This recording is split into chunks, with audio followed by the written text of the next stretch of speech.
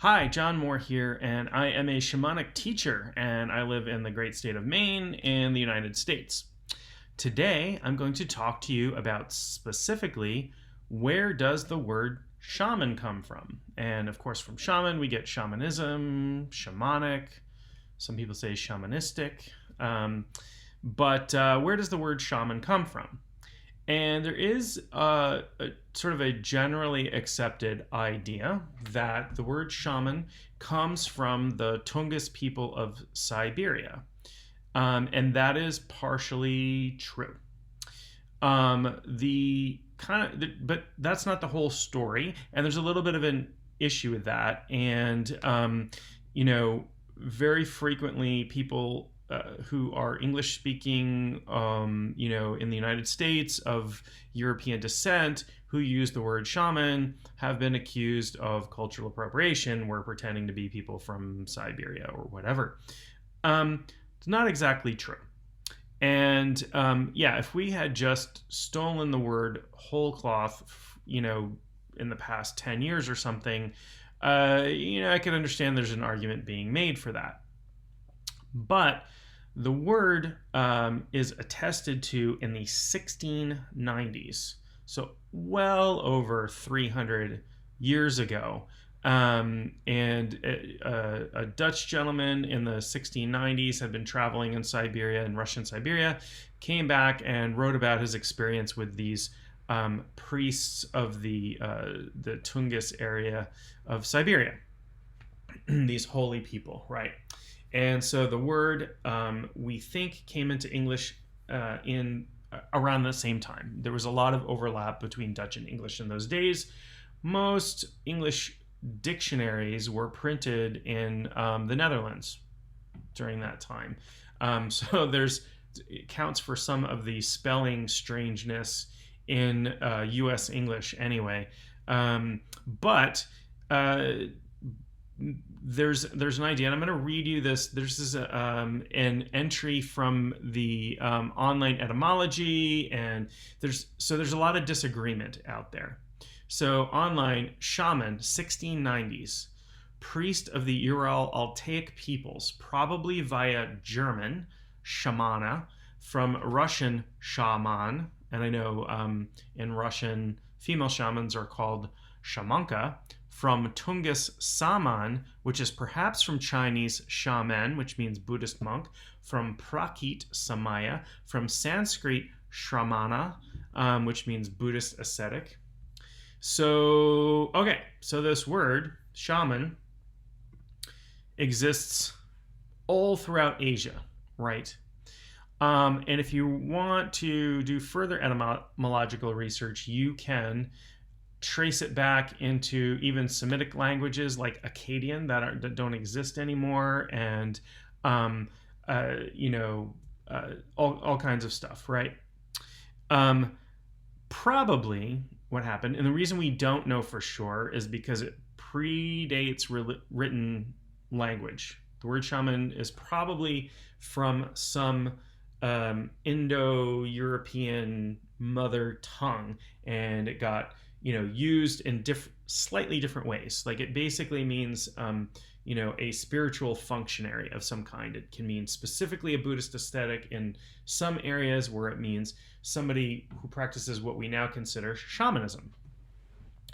So it kind of leaves open the question, can we use the word in English? Well, the word has been an English word for over 300 years. Yes, it is a borrowed word, but so are many English words. So we have a microphone here, right? And we get that from micro and phone, meaning small sound, right? And those aren't English words. Those are borrowed in. We have a lot of stuff from Latin and Greek and French and Spanish.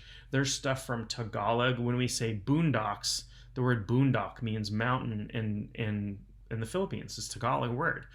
But it's borrowed. We've adopted it. We've used it for a long period of time. There is a lot of people with sort of right-mindedly saying, well, we don't have a right to use this word because it's not our word. And the problem is we don't have a better word for it, unfortunately. Maybe it would have been cooler if somewhere along the lines somebody had invented a new English word for it.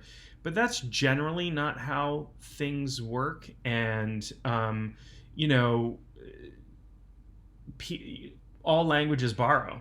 Unless you are, you know, a very isolated tribe living somewhere without outside contact, all languages are going to be related to languages around them. You know, we can see that everywhere. You know, even in, you know, English is a prime example. We have a lot of words from many different languages. There are even some, I can't remember what they are, but we even have some Basque words, and we have words that are Hindi, and we have words that are all kinds of stuff. And that makes up a good portion of the English language. I get that there's some cultural sensitivity when they see people of European descent doing things that they don't think are European. I've done a whole video about cultural appropriation and how shamanism is so widespread that it does not belong to any single culture or any one region of the world. It really is something that belongs to everyone, and it is all of our birthrights. All of our ancestors lived in shamanic cultures. Yes, my ancestors, most of them, are European, and they were converted at the point of a sword to Christianity at some point when, you know, the Romans came in with Christianity and forced everybody to convert. But that does not mean that I don't have a connection to a shamanic culture, just because I wasn't born in Siberia or born in Mongolia or born in West Africa, or, you know, my parents were Christian or what have you. You know, I do think that it's everyone. We can have a conversation about it. I'm not going to argue about it, but we can have a conversation about it. But I do think that shamanism is every person's birthright, in that the practice extends before any existing culture today on Earth, and existed everywhere on the planet. We see evidence of it in cave art from the Americas to Europe to Africa, to Pacific Islands, you know, going well back before any existing language, before any existing religion, before any existing culture as we know it today. So shamanism is a human thing. It is a human impulse. It is a human spiritual practice. And with that, I actually think that it creates the opportunity to come together as a human race, where so much of the world is divided. This belongs to you. This belongs to you. Don't go on this land. This land doesn't belong to you. This word doesn't belong to you. This spiritual practice doesn't belong to you. You have no right to participate in this healing. Counterbalance that with protecting indigenous cultures, which is also extremely, extremely important. And I understand the importance of that. But that's not what practitioners of shamanism are not trying to in no way destroy indigenous culture or take away from indigenous culture or subvert indigenous culture. In fact, everybody I know who practices shamanism wants to support and be an ally of indigenous people and indigenous cultures. So I hope this has been a little bit educational, and you understand a little bit about where the word shaman comes from. The true answer is we are guessing at how it came into English. We think we know. We don't 100% know. It is an English word, so anybody has a right to use it. It is used by the Tungsiic people in Siberia to this day. It is used by many other cultures, and it is used in languages that no longer exist. So it probably is a very ancient word whose roots go back well before any language that we know of today.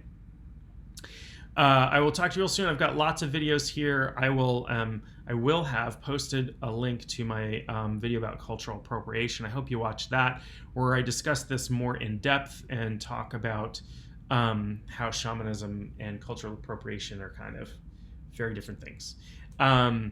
Hope you're happy and well. Subscribe to my channel, and I'll talk to you real soon.